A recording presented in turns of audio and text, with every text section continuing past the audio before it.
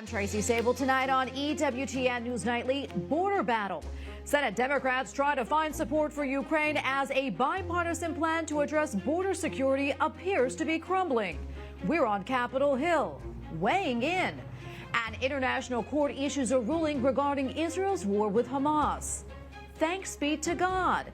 New developments regarding the religious sisters in Haiti recently freed from a kidnapping.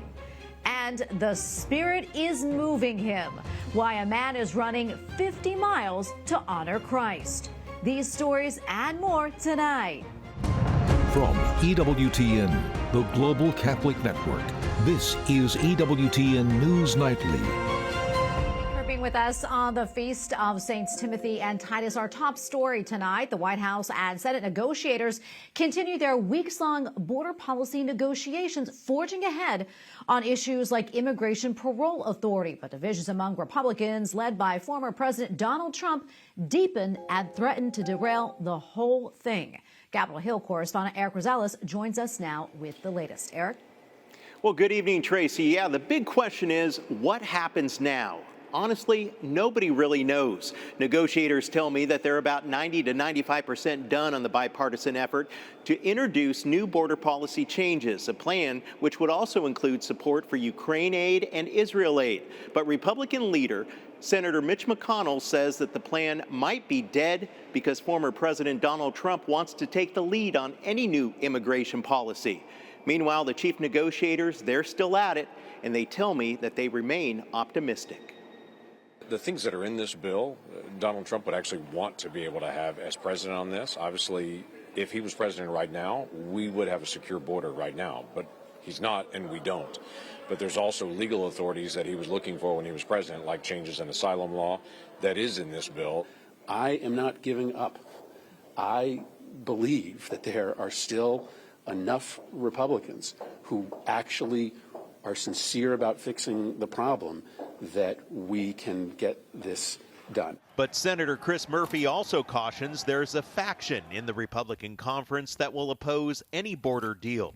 Other senators tell me. I think trying to keep this behind closed doors, but demanding we support it. And I've been told, I don't know how many times, this is the best deal ever. And they won't let us see it. They won't let you see it. They won't let the public see it. I mean, let us see it. I just think I think it's been terrible. Both sides are still positive that we should see a deal emerge soon. Could be over the weekend. Then we could turn to it next week. No guarantee, might fall apart, et cetera, et cetera. Meanwhile, the state of Texas under Governor Greg Abbott continues to take matters into its own hands, installing more razor wire along the 30-mile stretch of border near Eagle Pass, a key crossing point for illegal migrants. House Speaker Mike Johnson backs Texas. He posted, quote, "I stand with Governor Abbott. The House will do everything in its power to back him." And so does Senator Rand Paul. The Biden administration went to the Supreme Court to get the permission to remove barriers. The cargo and the fencing that Texas is putting up, they're taking down. So that doesn't, to me, show resolve to stop the migrant invasion. Meanwhile, the standoff in Texas continues. Border Patrol was supposed to start removing the razor wire today, but that is yet to happen. The governor of Texas says that he plans to install more if that happens. As for the border deal, well, the work continues. Some lawmakers are already looking at Plan B, trying to pass maybe Ukraine and Israel separately. That aid, that is. Meanwhile, all Ukraine can do is just wait as soldiers on the battlefield over there continue to ration ammunition. At the Capitol, Eric Rosales, EWTN News Nightly. Well, for more, let's bring in Ken Cuccinelli, Senior Fellow with the Center for Renewing America and former Deputy Secretary of Homeland Security. Ken, great to have you back on. As we know, Texas Governor Greg Abbott is not backing down, and he also has support from many fellow governors. How do you see this ultimately playing out? Yeah, he certainly has political support. I hope what happens, the ultimate legal authority, constitutional authority that he has recently been claiming to repel the invasion of our southern border, which exists in Article 1 of the Constitution. It's at the very last paragraph of Article 1. But he has not actually used it very robustly. It's been real heavily a war of words. You'll know that he's crossed to another level when he starts returning people to Mexico using the constitutional self-defense power that Texas has. And you are right. 25 governors support him, have stated support for him. But what will they do about it? Will they send their troops and put them under the command of Governor Abbott, which is necessary for Governor Abbott to be able to use them to exercise the authority to repel the invasion into Texas?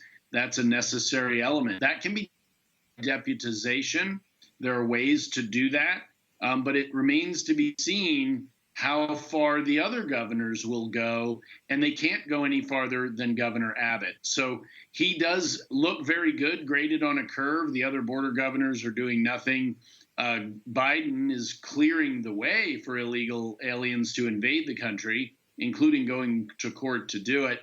But that is it is truly the front line of the battle, and I would urge Governor Texas to start returning people back over to Mexico without working with Mexico. Just put them back in there. They came through and they can go back home. And pretty soon you'll find Mexico will be incentivized to stop the flow themselves, as they did back when I was the deputy secretary at the Department of Homeland Security.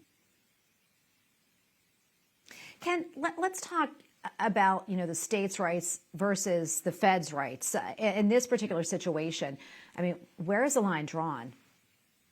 Yeah, that's a great question, and it's not where you're used to it. We all grew up with the supremacy clause of the Constitution, right?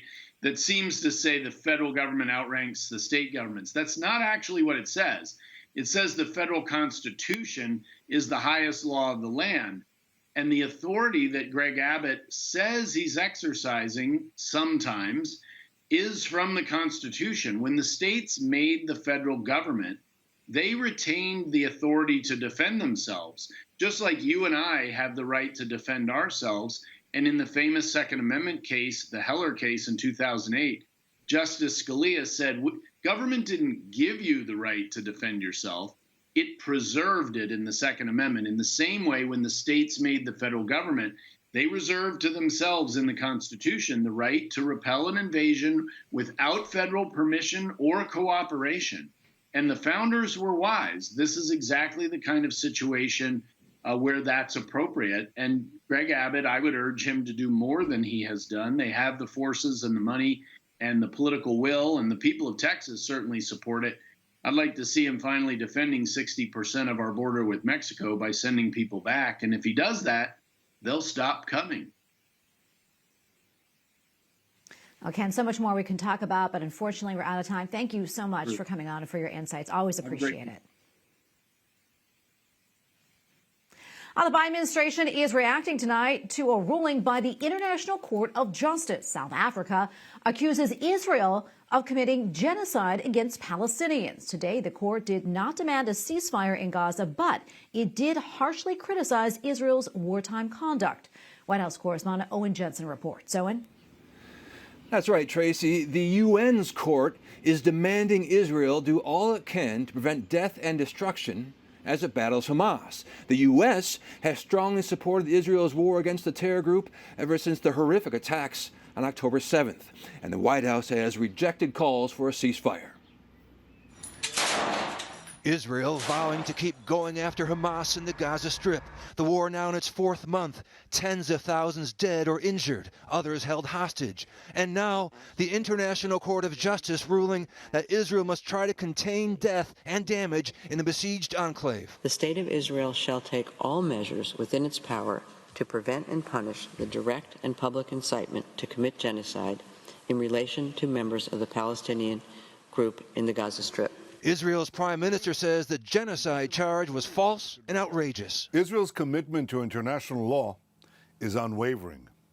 Equally unwavering is our sacred commitment to continue to defend our country and defend our people. And today in the briefing room, the National Security Council spokesman went before reporters with the White House response to the court ruling. We're going to continue to support Israel. At the same time, we can still continue to urge Israel to be more careful and more precise. We can continue to urge Israel to get more humanitarian assistance in. Thanks, everybody. Also in the briefing room today, the National Climate Advisor defending the administration's move to delay consideration of new natural gas export terminals in the United States. I think we've got to be clear-eyed about the challenges that we face. The climate crisis is an existential crisis. President Joe Biden's election year decision aligns with environmentalists who fear liquid natural gas, or LNG's impact on the planet. Critics condemn the move as a win for Russia. Earlier this month, one industry group warned this. In the absence of U.S. energy leadership, the world will likely turn to other sources, to dirtier fuels from unstable regions. Also tonight, ahead of International Holocaust Remembrance Day, President Biden issued a statement that reads in part, on October 7th, Hamas terrorists unleashed pure, unadulterated evil on the people of Israel. He calls it the worst atrocity committed against the Jewish people in a single day since the Holocaust. At the White House, Owen Jensen, EWTN News Nightly. More than 1,200 people working for the Protestant Church in Germany have been credibly accused of sexual abuse. The numbers are from an independent study released yesterday. One author says the findings are, quote, the tip of the iceberg.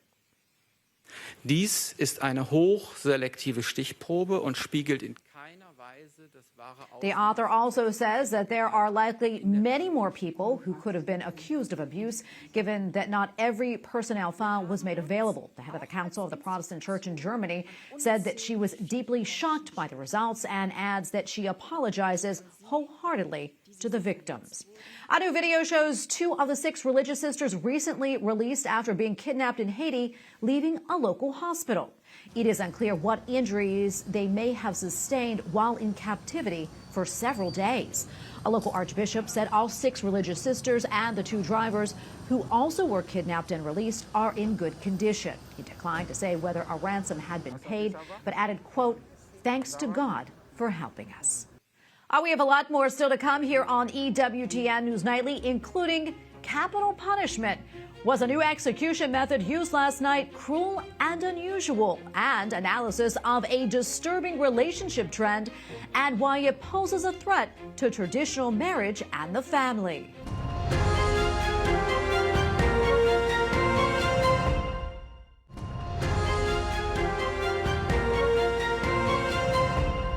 The state of Alabama executed a convicted murderer Thursday night using nitrogen gas, becoming the first known state to use the method. Kenneth Smith's attorneys contended the method could violate the constitutional ban on cruel and unusual punishment. The U.S. Supreme Court allowed the execution to proceed. A Vatican-affiliated Catholic charity urged Alabama not to go through with the execution, calling the method uncivilized. Lawmakers in Minnesota are debating whether to allow assisted suicide. The House committee yesterday heard arguments on euthanasia, even though the legislative session does not begin until next month. 10 states and the District of Columbia allow some form of assisted suicide. And in Wisconsin, Republicans have passed a measure calling for a statewide vote on whether to ban abortions. After 14 weeks, the proposal now heads to the state Senate. Democrat Governor Tony Evers says that he is against the measure. Current Wisconsin law bans abortion after 20 weeks. A study from Pew Research finds 51% of adults under the age of 30 say an open marriage is, quote, acceptable. And an article late last month in the New Yorker magazine examined all the ways that open marriages and relationships with 3 or more partners are becoming popular in movies and television. This follows several cities in Massachusetts that gave polyamorous relationships the same rights as married couples. For analysis, we turn to moral theologian Father Thomas Petrie, president of the Dominican House of Studies. Father Petrie, great to have you back on. So what do you make of the increase in the depiction of polyamorous relationships in movies and in TV? And does this necessarily signal a wider acceptance of this type of relationship in society? Well, we shouldn't be surprised that there's wider acceptance of this in society. Back before Obergefell, the Supreme Court decision that legalized same-sex marriage, Many of us were already arguing that same-sex marriage would lead to polygamy and polyamorous marriages. Once you separate marriage from being a union, a faithful, exclusive union of one man and one woman for the sake of having children and raising children in the best possible situation for those children, then there's no logic to keeping it simply limited to two people. This is the slippery slope, and we were accused before Obergefell of arguing a slippery slope and that this would never happen. But of course, it's sinful human nature. Of course, it's going to happen, and it is happening. Yeah, and as we mentioned, the study last year from Pew Research found that 51% of adults under the age of 30, well, they say an open marriage is acceptable. Does that surprise you? And what is happening here, Father? Well, it is not surprising because fallen human nature, being what it is, with the carnal appetites being overstimulated in our society, it's not surprising that arrangements in which those base appetites can be satisfied in multiple different ways is becoming increasingly popular. It's the same reason that many young people are, in fact, not attracted to marriage itself. And you and I previously spoke about this a few years ago, about a city in Massachusetts, Somerville, I believe, that gave polyamorous relationships the same rights as married couples. Where do you see this going? And do you see maybe other towns and cities going this route? And what can be done? Oh, I'm sure we'll continue to go down this slope. It's inevitable because the logic of marriage as one man and one woman for the sake of children has been completely disconnected. It has been completely rejected by many in our society and by federal law and by state law, by the Supreme Court in 2015 with the Obergefell decision. And so we'll see other types of relationships soon. I fully expect to receive moral approval, social approval, and probably legal protection. I mean, there's nothing to suggest that incestuous relationships would be immoral in this sort of setting, or relationships between different species. You know, we see stories already of people wanting to marry their cat or marry their dog or marry their tree. Simply put, legally speaking, secularly speaking, marriage has lost any meaning for most people in our country. Yeah, Father, obviously we have to pray. Any final thoughts? Well, the fact is that we know that what marriage is, the marriage between a man and woman. We know this not only because of reason and natural law, but because God has revealed it. And God has also revealed that all things will be restored in Christ. And so we pray for that to happen. And we pray that this moral decline that we're witnessing will inevitably, as it will, bring about some sort of chastisement, but that God will, in fact, heal our country and bring us back to the right path. Father Petrie, thank you so much. We appreciate it. God bless you. God bless you. Up next on EWTN News Nightly, Catholic by the numbers. Many of those who profess religious vows in 2023 had one main trait in common.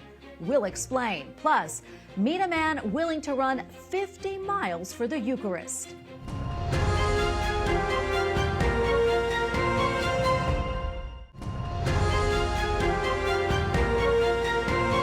A new study shows that almost all Catholic religious who took final vows in 2023 have a certain trait in common. According to a survey by Religious Brothers, priests and sisters taken by Georgetown University, 99% say that during the most formative part of their childhood, they were raised by their biological parents. 88% say they were raised by a married couple living together, and 5% were raised by one parent who was divorced or separated.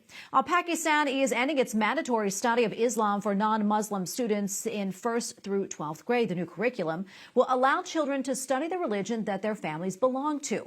The Christian lesson plan includes study of the Bible, the life of Jesus, the miracles of Christ, and the values of Christianity. Well, a concerning new report by the United Nations finds in Afghanistan, the Taliban are placing severe restrictions on women, in particular on single and what they call unaccompanied women. According to the UN's most recent quarterly report, the Taliban is placing restrictions for work, healthcare, and travel on women who are not married. A few years ago, the Taliban prevented girls from attending school beyond 6th grade. It also started enforcing a dress code, which included wearing a head-to-toe burqa. The Taliban retook control of Afghanistan following the U.S. withdrawal in 2021. And one person who knows firsthand about the situation in Afghanistan is Jason Jones, human rights advocate and founder and president of the Vulnerable People Project. Good to see you, my friend. First, I want to get your thoughts on this latest report from the UN. Yeah, well, it's really just the tip of the iceberg. You know, after the catastrophe of the Biden administration's ham-fisted withdrawal from Afghanistan, it's been one disaster after another. Natural disasters like earthquakes and human disasters like famine caused by 5 decades of war, political unrest. There have been clashes between Iran and the Taliban, ISIS attacks on religious minorities like the Hazara. So this report really just scratches the surface of the deep sorrows that the people of Afghanistan are suffering. Yeah, and you've done a lot of work in Afghanistan, helping the people there with your Help for Afghanistan program, which included opening a women's health clinic. Tell us what you have seen and heard from women in Afghanistan. Well, you know, just this week, we evacuated an Afghan woman who was beaten almost to death. We moved her to Pakistan, where now we're processing her paperwork to get her humanitarian parole. Last year, just several months ago, we had to evacuate several girls who their school was bombed in an ISIS attack to Spain for medical treatment. A couple of months ago, we had to rescue some young Afghan girls in Pakistan who were being trafficked and brought them into our safe houses. And through our Coal for Christmas campaign, of course, we're distributing food and coal to minorities, religious and ethnic minorities, and the widows and orphans of our allies who were killed in action. So as we work in every province in Afghanistan and in the neighboring countries to care for our allies who are seeking to eventually be brought to the United States because they have been promised visas and they've been waiting now 3 years, we see that the women and the children of Afghanistan are suffering horribly. They are indeed. And when the Taliban came back into power after the U.S. left, they claimed that they would be more moderate than they were before. That certainly has not been the case. In fact, life for women, as you know, there has really progressively gotten worse from a human rights standpoint. Jason, what do you think can be done, if anything, to change this? Well, I think the U.S. government has to keep its promise to our allies who are given visas. There are tens of thousands of Afghan allies in hiding, still waiting for the U.S. State Department to process their visa requests. It's the first thing we can do. That's something we can unilaterally do to help those who served us. And I do believe we need to begin engaging with the government in Afghanistan, specifically to advocate for an end to the genocide of the Hazara people, to demand a coalition government that allows all of the communities in Afghanistan to participate in this government, and to see at least the most fundamental basic protections for women. And after 5 decades of wars that involved the two most powerful militaries in the world, first the USSR and then the United States, I think we have to really work to guarantee food security so the people of Afghanistan that are living on the brink of starvation can have hope. There's a new movie coming out March 8th on the life of Mother Cabrini, and she had said to the Holy Father that her goal was to create an empire of hope, and her ultimate ambition was to bring hope to the people of Afghanistan. She said, the people of the world have forgotten Afghanistan, so I remember. That's what this wonderful Catholic saint said over a century ago. And here we are again. I feel that the world has forgotten Afghanistan, and I'm privileged to run a Catholic apostolate that seeks to bring hope to the people of Afghanistan in the same way that Saint Cabrini desired to bring hope to the people of Afghanistan.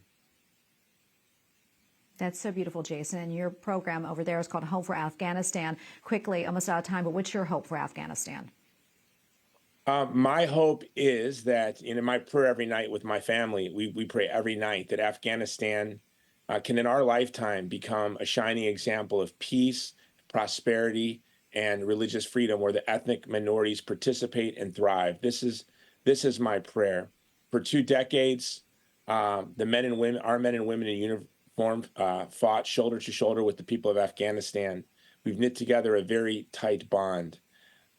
We have participated in creating this catastrophe in Afghanistan in the wake of the Biden withdrawal. So we need to participate and cooperate to creating a prosperous and peaceful future for the families of Afghanistan. Oh, Jason, thank you so much for coming on, for all that you do. We appreciate it. God bless you, friend. Thank you, Tracy. Pope Francis met today with officials of the Vatican Department that recently released a document on blessings for same-sex couples. The Holy Father told the Dicastery for the Doctrine of Faith to, quote, bless the persons and not the union. Accenno pure la recente dichiarazione fiducia supplicans. The Holy Father also said that, quote, when a couple spontaneously approaches a minister and asks for a blessing, he is not blessing the union, but simply the people who together have requested it. Finally tonight, to show his devotion to the Eucharist, a man from North Carolina is going the extra mile today, or actually 50 of them. Ultra marathon runner Jimmy Coleman's 50-mile run in the Charlotte area includes stops at 5 Catholic churches to make it in time for adoration. It was the Eucharist that brought Coleman back to the Catholic faith, and now he hopes his run today will inspire others to take the Eucharist more seriously. That is wonderful. And we thank you for watching tonight. Remember, you can follow us on social media, Facebook, X, and Instagram at EWTN News Nightly. I'm Tracy Sable. Good night, and God bless.